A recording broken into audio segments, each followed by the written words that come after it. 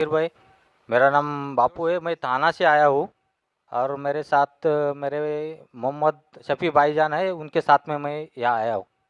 मेरा सवाल ये है कि चमत्कार और पुनर्जन्म, जैसे साईं बाबा सबको बोलते थे कि सबका मालिक एक है और उनकी अभी बहुत बड़ी मूर्ति बनती है और उसके बाद अभी उनकी वहाँ कहीं इंग्लैंड भी उनका कोई पादुका जाती है। और उनके बाद अभी एक शख्स भी बीच में था कि जो अभी गुजर गया, वो बोलता था कि मैं साईं का दूसरा अवतार हूँ। तो आप उसके बारे में कुछ बता सकते हैं? और वो चमत्कार करते थे कि उबले हुए पानी में हाथ डालते थे या फिर बीमार आदमी को ठीक करते थे, ये सही था कि गलत था? भाई साहब का जवाब देने के पहले मैं ये कहना चाहूँगा कि ख़वातीन की शोबे से सवाल था। मैं ख़वातीन को ये कहना चाहता हूँ कि इस्लामिक रिसर्च फाउंडेशन की लेडीज़ विंग भी है और आपको जान के खुशी होगी कि हमारे इस्लामिक रिसर्च फाउंडेशन में 30 से ज़्यादा मुकर्रिरीन हैं, 30 से ज़्यादा ख़वातीन हैं जो माशाअल्लाह तकरीर करते हैं। और हमारे पास कई प्रोग्राम है ख़वातीन के लिए खुसूसन। और इस ख़वातीन के शोबे की प्रेसिडेंट मेरी अहलिया है फ़रत नाइक, और यहाँ कई प्रोग्राम होते हैं और मैं चाहता हूँ कि इतनी ख़वातीन बड़ी तादाद में है माशाअल्लाह, पूरा दरिया है। मैं कहना चाहता हूँ कि इस्लामिक रिसर्च फाउंडेशन में कई प्रोग्राम होते हैं। मिसाल के तौर पे इस्लामिक ट्रेनिंग होती है, इस्लामिक रिसर्च फाउंडेशन में मैरिज प्रिपरेटरी कोर्सेज होते हैं, इस्लामिक रिसर्च फाउंडेशन में फ़हमुल कुरान होता है 30 दिन का, और यहाँ कई प्रोग्राम होते हैं। आप लेडीज़ विंग के स्टॉल पे जा सकती है और हर हफ्ते 2 बार तकरीर होती है, सैटरडे शनिचर को और मंडे पीर को। हफ्ते में 2 बार होता है तकरीबन 3:30 बजे। और जो प्रोग्राम्स होते हैं, फ़हमुल कुरान, marriage preparatory course, Islamic training programme, उसकी डेट मुकर्रर की जाती है। आप लेडीज़ विंग में कांटेक्ट कर सकती है और मैं चाहता हूं कि अगर आप ये प्रोग्राम अटेंड करेंगे, इंशाअल्लाह आपको बहुत फ़ायदा होगा और आप इंशाअल्लाह इस्लाम के करीब रहेंगे। भाई साहब ने एक सवाल पूछा है कि साईं बाबा कहते थे कि भगवान एक है, ईश्वर एक है, और वो चमत्कार करते थे और लोगों ने साईं बाबा की मूर्ति बना दी और वो उबलते हुए पानी में हाथ डालते थे। कैसा? भाई साहब, इसे कहते हैं मैजिक। मैजिक मतलब चमत्कार नहीं, ये मैजिक एक टेक्निक है जिसके ज़रिए आप ऐसी चीज़ कर सकते हैं जो अपनी आंखों से नज़र आता है कि चमत्कार है। एक होता है मिरेकल, चमत्कार, जो पैगंबर करते थे। अभी पैगंबर का आने का सिलसिला बंद हो गया।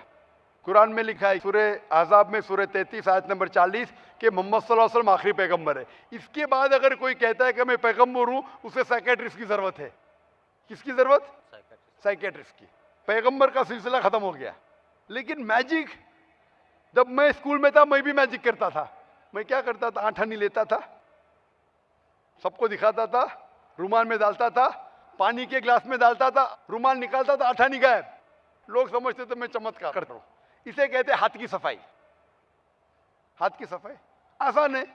मैं अठानी दिखाता था लोग को, इधर रहती थी मेरी कांच की गोल अठानी के साइज की कांच का टुकड़ा था, दिखाता था, रुमाल के अंदर अठानी से बदलता था वो कांच का टुकड़ा, टिंग टिंग आवाज आती थी, रुमाल को निकाल देता था, अठानी गायब। फिर आपके कान से अठानी निकालूंगा मैं। लोग बोले अरे चमत्कार, ये हाथ की सफाई है, इसे बोलते हैं मैजिक ट्रिक्स। ये कोई भी कर सकता है, कुछ बड़ी बात नहीं। आप इंसान को 2 टुकड़े में काटो, वापिस जोड़ो, ये हाथ की सफाई है, कोई चमत्कार नहीं है। एक मिसाल देता हूं, पीसी सरकार, नाम सुना? पीसी सरकार तो बहुत बड़ा मैजिशियन था। वो साईं बाबा के पास गए। साईं बाबा क्या करते थे? चमचे को मोड़ते थे। उनने चमचे को सीधा कर दिया। साईं बाबा निकालते थे विभूति हुई, वो निकाले कबूतर। ये हाथ की सफाई है। कबूतर निकालना हाथ में से बहुत आसान है।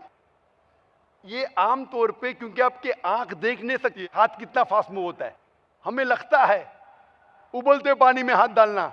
हमने साइंस में सीखा, एक केमिकल डालेंगे तो पानी उबलता ऐसा लगता है, हाथ डालेंगे ठंडा रहता है, दिखता है। आप भी हाथ डालो, आपका भी हाथ नहीं जलेगा। ये सब हाथ की सफाई है। तो हाथ की सफाई से आदमी पैगंबर नहीं बनता है। और मूर्ति बनाना गलत है। साईं बाबा की मूर्ति बनाना है ईसा अलैहिस्सलाम की। ईसा अलैहिस्सलाम अल्लाह के पैगंबर थे, उनने कहा मूर्ति पूजा गलत है, फिर भी ईसाई लोग मूर्ति बनाते। तो ईसा अलैहिस्सलाम की गलती नहीं, वो ईसाई लोग की गलती है। तो इसीलिए हमें अल्लाह के अहकामात पे अमल करना चाहिए। कुरान मजीद, आप इस्लाम के बारे में पढ़ चुके हैं भाई साहब? नहीं, कुछ पढ़ा नहीं हूँ, मैं पढ़ना चाहता हूँ। पढ़ना चाह। आप जानते हैं कि खुदा एक है? आप मानते हैं कि खुदा एक है? हाँ, एक तो है। आप मानते हैं? आप मानते हैं कि बुत परस्ती मूर्ति पूजा गलत है? हाँ, मूर्ति पूजा गलत। आप मानते हैं ना? आप मानते हैं मोहम्मद सल्लल्लाहु अलैहि वसल्लम पैगंबर है? वो मैं जानता ना हूँ, इसके लिए मैं पढ़ना चाहता हूँ। तो आप इंशाअल्लाह कुरान मजीद का तर्जुमा लीजिए। कुरान मजीद के तर्जुमे से आपको माशाअल्लाह हिदायत मिलेंगी। आप जो ज़बान में जानते, हिंदी में जानते तो हिंदी में लीजिए, अंग्रेज़ी जानते अंग्रेज़ी में लीजिए। इसे पढ़िए, इस पे अमल करें, इंशाअल्लाह आपको हिदायत मिलेंगी और आपको सही रास्ता मिलेगा। आप सोच सकते हैं दुनिया का सबसे बड़ा दहशतगर्द को मिलता है नोबेल प्राइज फॉर पीस। तो हमें यह पता लगता है ये सारी तारीख पढ़ने के बाद कि जिसके पास पावर है वो जो भी लक़ब देता है इंसान को चिपक जाता है। सही है या गलत है उससे कोई लेना देना नहीं। अगर जो पावर में है आज, जिसके पास मीडिया का कंट्रोल है, वो जो लक़ब देता है इंसान के लिए, वो लक़ब चिपक जाता है, चाहे वो सच हो या गलत हो। इस्लाम में हमें तहकीक करना चाहिए लक़ब देने के पहले क्या वो सही या गलत है। चाहे ताकतवर इंसान लक़ब दे या कमज़ोर इंसान लक़ब दे, हमें तहकीक करना चाहिए लक़ब सही है या गलत है। चौथी सबसे आम गलतफहमी इस्लाम के मुतालिक है कि इस्लाम तलवार के ज़ोर पे पहला। इसका जवाब यह है कि इस्लाम आता है लफ्ज़ सलाम से, जिसके मानी है अमन, सलामती। तो अगर मैं तर्जुमा करूँगा इस्लाम तलवार के ज़ोर पे फैला, उसकी मानी होती है सलामती तलवार के ज़ोर पे फैली। It is contradicting. और इस गलतफहमी का जवाब सबसे बेहतरीन तरीके से देते हैं डिलेसी ओलेरी। ये एक मशहूर मुहर्रिक है, हिस्टोरियन है, डिलेसी ओलेरी। डिलेसी ओलेरी लिखते हैं एक किताब में, Islam at the cross road, page number 8 में, history makes it clear that the legend of fanatical Muslims sweeping across the world, forcing Islam at the point of the sword over conquered races, is the most fantastic myth that historians have ever repeated. De Lacy O'Leary कहते हैं किताब में Islam at the cross road, page number 8 में, कि तारीख के जरिए हमें साफ मालूम पड़ता है कि वो लेजेंड, वो कहानी कि मुसलमान जो भी देश के ऊपर हमला करके जीतते हैं, तलवार के जोर पे अपना मजहब फैलाया, वो सबसे भयानक और बेबुनियाद कहानी है जो मुहर्रिक ने हमेशा दोहराई है। तारीख गवाह है कि हम मुसलमानों ने अरब ममालिक पर 1400 साल तक हुकूमत की। चंद साल के लिए अंग्रेज आए, चंद साल के लिए फ्रेंच आए, लेकिन तारीख गवाह है कि अरब ममालिक पे हम मुसलमानों ने 1400 साल तक हुकूमत की। लेकिन आज भी 100 लाख क्रिश्चियंस है जो अरब है। आज 1 करोड़ अरब है जो ईसाई है, जो सदियों से ईसाई है, नस्लों से।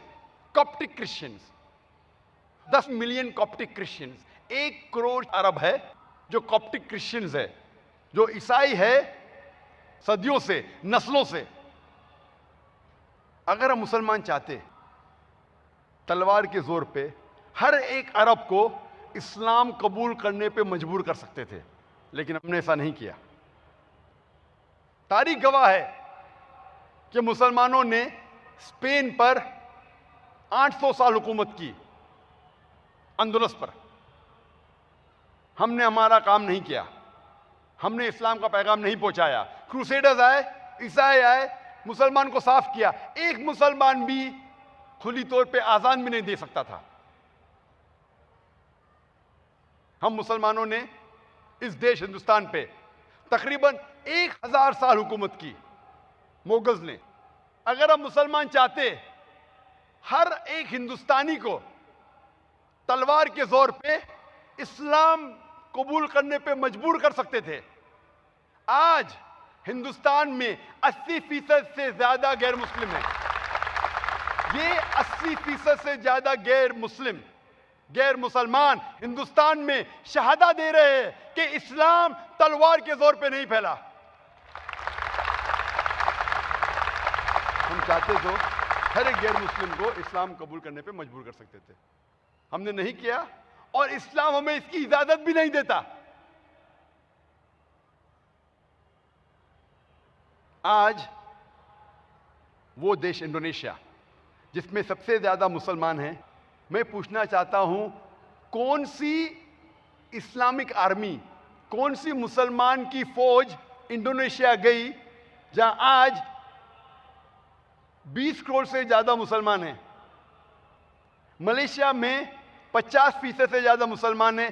कौन सी मुसलमान फौज मलेशिया में गई थी? कौन सी मुसलमान फौज ईस्ट कोस्ट ऑफ अफ्रीका गई थी? कौन सी फौज, कौन सी तलवार? थॉमस कार्लाइल, एक फेमस मुहर्रिक, हिस्टोरियन और राइटर, वो लिखते हैं अपनी किताब हीरो और हीरो वर्शिप, हीरो और हीरो परस्ती में, और वो गैर मुस्लिम क्रिश्चियन थॉमस कार्लाइल लिखते अपनी किताब में कि मेरा सबसे बड़ा हीरो प्रॉफिट, हीरो पैगंबर है मोहम्मद सल्लल्लाहु अलैहि वसल्लम। और वो लिखते हैं कौन सी तलवार? आपको अपनी तलवार को ढूंढना पड़ेगा। हर सोच, हर आइडिया सबसे पहले बार एक इंसान के जहन में जन्म लेती है। एक इंसान सारे इंसानों में, एक शख्स सारी दुनिया में। वो शख्स को क्या सफलता मिल सकती अगर वो तलवार के जोर पे अपनी आइडिया फैलाएगा? आपको अपनी तलवार को ढूंढना पड़ेगा। थॉमस कह रहे, कौन सी तलवार? हक की, रहमत की। अल्लाह ताला फरमाते सूरह नहल में, सूरह नंबर 16 आयत नंबर 125 में, उदु इला सबीली रब्बिका बिल हिकमा वल मौइज़तिल हसना वजादिल बिल्लती अहसन। दे लोगों को बुलाओ अल्लाह की तरफ हिकमत और हुस्नत के साथ, और उनसे बहस करो अच्छे तरीके के साथ। आपको ढूंढने पड़ेगा हिकमत की तलवार, प्यार की तलवार। अगर हमारे पास लोहे की तलवार होती थी, स्टील सॉर्ड, फिर भी हम किसी को जबरदस्ती कर ही नहीं सकते, क्योंकि हमारे मजहब में किसी को जबरदस्ती मुस्लिम बनाना हराम है। एक सर्वे हुआ था जो लिखा गया है रीडर डाइजेस्ट अलमाइनिक ईयरबुक में 1984 में, सन 1984 में, और ये सर्वे कहता था कि 50 साल के दरमियान, सन 1934 से लेके सन 1984 तक के इन 50 सालों में सबसे ज्यादा मजहब कौन सा फैला, कौन से मजहब में सबसे ज्यादा बढ़ोतरी हुई। और ये सर्वे जो क्रिश्चियन ने किया था, उस सर्वे का रिजल्ट था कि सबसे ज्यादा फैलने वाला मजहब इन 50 सालों में था इस्लाम। मैं ये पूछना चाहता हूं कि इन 50 सालों में, सन 1934 से लेकर सन 1984 तक, इन 50 सालों में कौन सी मुस्लिम फौज ने गैर मुस्लिम पर हमला किया और उन्हें इस्लाम कबूल करने पर जबरदस्ती की? मैं जानना चाहता हूं कि कौन से मुसलमान ने तलवार इस्तेमाल की गैर मुसलमानों को मुस्लिम बनाने के लिए।